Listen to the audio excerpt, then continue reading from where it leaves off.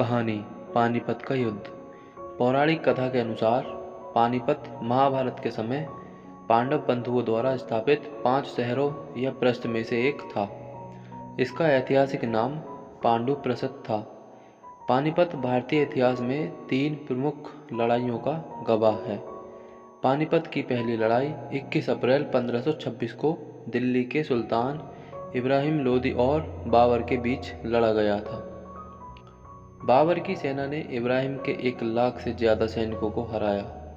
इस प्रकार पानीपत की पहली लड़ाई ने भारत में बहलोल लोदी द्वारा स्थापित लोदी वंश को समाप्त कर दिया।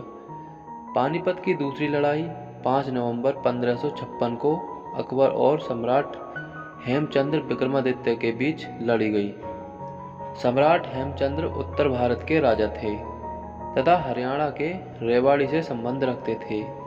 हेमचंद्र ने अकबर की सेना को हराकर आगरा और दिल्ली के बड़े राज्यों पर कब्जा कर लिया था। इस राजा को विक्रमादित्य के रूप में भी जाना जाता है।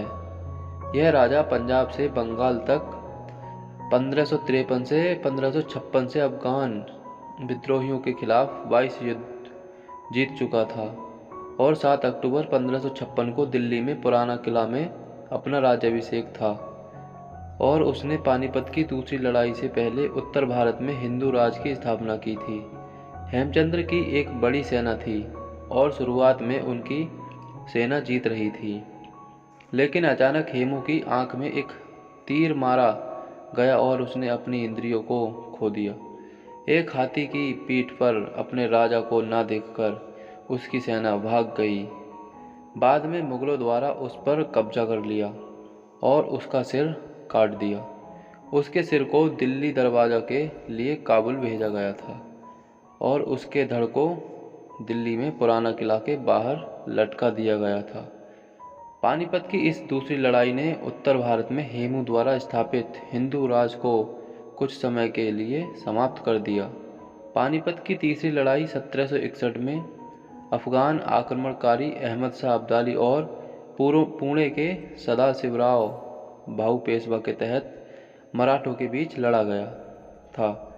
यह लड़ाई अहमद शाह अब्दाली ने सदाशिवराव भाऊ को हराकर जीत ली थी। यह हार इतिहास में मराठों की सबसे बुरी हार थी।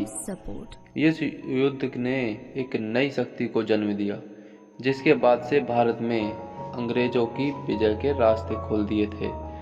प्रसिद्ध उर्दू शायर मौलाना अली का जन्म भी पानीपत में ही हुआ था।